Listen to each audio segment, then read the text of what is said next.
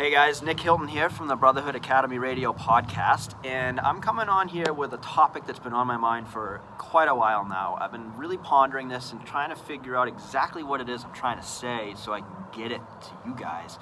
I've been on midnight shift for quite a while, so I've been thinking 2 o'clock in the morning, 3 o'clock in the morning, and it's finally come to me when I woke up today. I got showered, dressed, and I stepped outside to look at the yard. It dawned on me. This is what it is. Now, we live in Maine, and right now it's mud season in Maine, and it's extra muddy in my yard because we are sitting on soil that is mostly clay, and then we get the runoff from the neighbor's yard, and it goes off through our yard, and essentially we can't even go into our backyard right now because it's nothing but mud. There's puddles everywhere. And that reminded me what I learned in fire service hydraulics course, that water takes the path of least resistance. Okay? Now, it cycles into exactly what I've been thinking. I've been thinking about what we can do as individual members to better ourselves, which eventually will better our fire departments. We're all here for the same goal. We're all here to serve our communities, to put the fires out, but also we should be focusing on the survival of our fire service. If we're volunteers, or if we're on call guys and girls, we should be focusing on making sure our fire department is going to survive with perfect membership, retention, recruitment, and all that good stuff. But where do we start with that? We have to start with ourselves. We have to focus on ourselves, and that means doing a little bit of hard work. Doing some hard work and not taking the path of least resistance.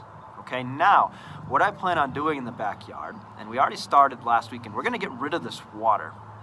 We're going to solve this problem. We could take the easy way out and just suck it up for a month or so and wait until the middle of June before we can even use our backyard, or we can take a little bit of hard work, not taking the path of least resistance.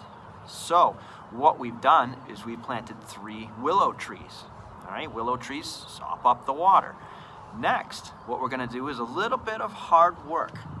The trees were a little hard, but not as hard as this next project we're going to work on, and that is putting a dry rock riverbed in our backyard. And what that entails is digging a trench and rerouting that water and giving that water a different path, a different direction out of the yard, instead of pooling up in the areas where it's easy to pool up, where the path of least resistance is. So I'm going to create a new path. Does that make sense? So I'm going to work on getting that water out of the yard. Now, we should all be doing the same for ourselves.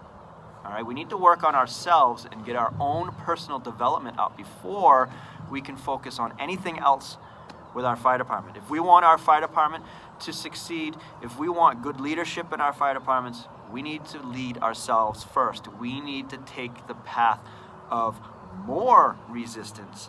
We need to reroute that water, do the hard work, and take yourself on the path that you want to go, which will eventually take your fire department on the path that the entire group wants to go.